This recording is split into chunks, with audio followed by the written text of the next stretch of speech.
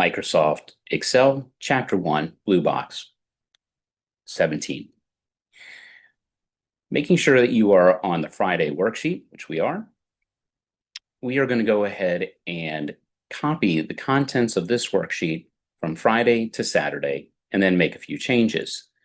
So we could use Command A once we have made sure that we are in the worksheet, or alternatively, we can click on this upper left-hand corner above the number 1 and to the left of A. That'll select the entire worksheet. I'm then going to use the keyboard shortcut commands, Command C and Command V for copy and paste, although we learned in previous exercises alternative ways to copy and paste using the ribbon, for example, or using a right click or two-finger tap. I'm going to move to Saturday and I'm going to click on A1 and I'm going to go ahead and paste there. So I'm going to hit Command V.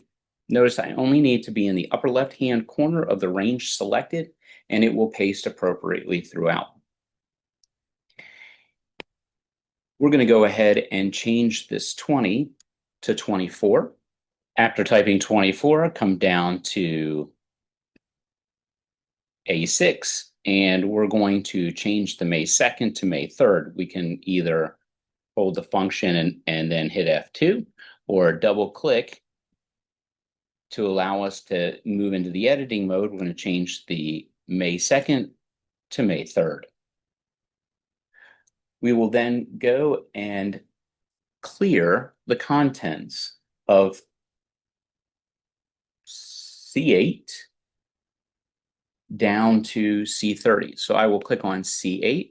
If I hold the Shift key down after I've finished moving to the bottom, and I hold the Shift key down and click on C30, you'll notice the entire selection has been selected. I'm going to go ahead and hit Delete. I'm also going to go over to G8 and G30. I'll do the same thing. An alternative way of accomplishing the same thing is if I am selecting G8, I can hold the Command, the Shift, and use the down arrow. It'll select that contiguous group of cells, and I will go ahead and hit Delete at that point as well.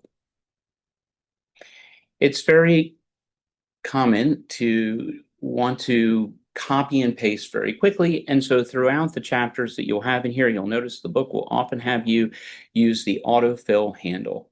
The autofill handle basically will copy and paste, or it gives an opportunity to create a series. We will see a version of copy and paste here. So I'm going to type in the number 24, and I will hold the Command key and hit Enter. So I stay in the same cell, B8. You'll notice if you look at the outline of the activated cell, the bottom right-hand corner has a little bit of a box. And as I move my cursor, you'll notice it changes from this plus white. Sometimes it's a hand, but when I go to this bottom right-hand corner, it turns into that plus sign that's black. If I click and drag down, I'm using the autofill handle. And in this case, what it will do is it'll allow me to copy and paste very quickly whatever was in B8.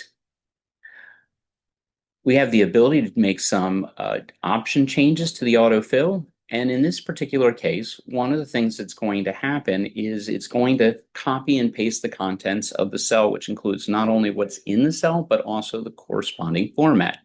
The corresponding format for B8 is one that has does not have a bottom border.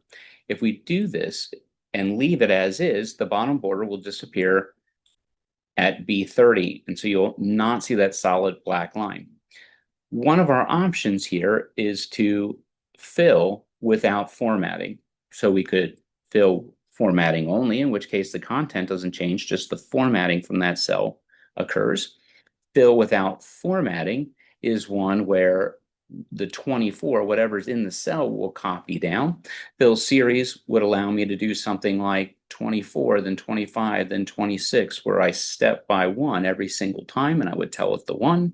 And flash fill is an example where Excel is going to try to make a guess as to what it thinks that you want filled in there based on what you've typed so far and what's around it. For us, we're going to do the flash, or we're going to do the fill without formatting. We'll do that. So after we have deleted our two columns and we have changed this number 24, use the autofill to make that entire column 24, we'll go over to the documentation worksheet, and you're going to see how we can use autocomplete in this particular case when we get out to column D. So I'll go ahead and change my date to May 10th.